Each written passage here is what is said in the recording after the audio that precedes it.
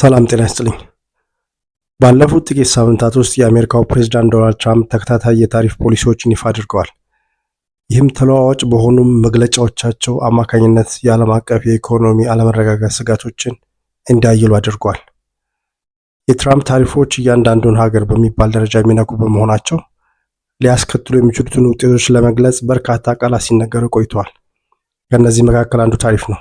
ታሪፍ ምንድን ነው? ታሪፍ ገቢ ለመሰብሰብ ወይም የሀገር ውስጥ ኢንዱስትሪዎችን ለመጠበቅ የውጭ ሀገር ዕቃዎች ብሔራዊ ድንበሮችን ሲያቋርጡ በአስመጪው ሀገር መንግስት የሚጣል ቀረጥ ነው። ዓላማውም በአብዛኛው የሀገር ውስጥ ንግዶችን ከውጭ ውድድር ለመጠበቅ ነው። ነገር ግን በዋናነት ገቢን ለመሰብሰብ ታስቦ የተጣለ ታሪፍ ጠንካራ የጥበቃ ተጽዕኖ ሊኖረው ሲችል፣ በዋነኝነት ለጥበቃ ተብሎ የተጣለ ታሪፍ ደግሞ ገቢ ሊያስገኝ ይችላል። ትራምፕ አሜሪካ በዓለም አቀፍ ንግድ ፍትሐዊ ያልሆነ አያያዝ እየተፈጸመባት እንደሆነ የቆየ እምነት አላቸው።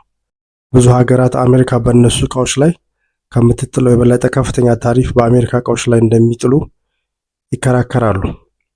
ይህም የንግድ አለመመጣጠን ይፈጥራል። ምንም እንኳን አንዳንድ የአሜሪካ የአገር ውስጥ አምራቾችና ቸርቻሪዎች ከትራምፕ የታሪፍ ስትራቴጂ የሚጠቀሙ ቢሆንም ለጥሬ እቃዎች ከፍተኛ የማስመጫ ወጪ እንዲሁም የአቅርቦት ሰንሰለት መስተጓጎል ይገጥማቸዋል። የአሜሪካ ላኪዎችን በንግድ አጋሮች በሚወሰዱ የአጸፋ እርምጃዎች ሊጎዱ ይችላሉ። የአውሮፓ ህብረትና ቻይናን ጨምሮ አንዳንድ መንግስታት አስቀድመው የአጸፋ እርምጃዎችን ይፋ አድርገዋል። ሌሎችም ተመሳሳይ እርምጃ ይወስዳሉ ተብሎ ይጠበቃል። ታሪፍ እንዴት ነው የሚሰራው? ለምሳሌ አንድ ጥንድ ጫማ ቻይና ውስጥ በ$40 ወጪ ተመረተ እንበል። አሜሪካ 145% ታሪፍ ትጥልበታለች።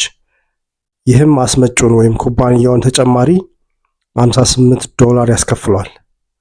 አሁን ጫማው ሱቅ ከመድረሱ በፊት አጠቃላይ ወጪው 98 ደርሷል።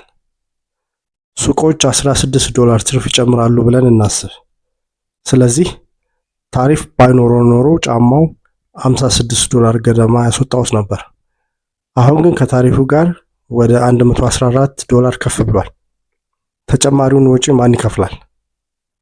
ወይ እርሱ ይከፍላሉ ወይም ሱቁ የተወሰነውን ኪሳራ ይወስዳል። በሁለቱም ሁኔታ ጫማው አሁን የበለጠ ውድ ሆኗል ማለት ነው።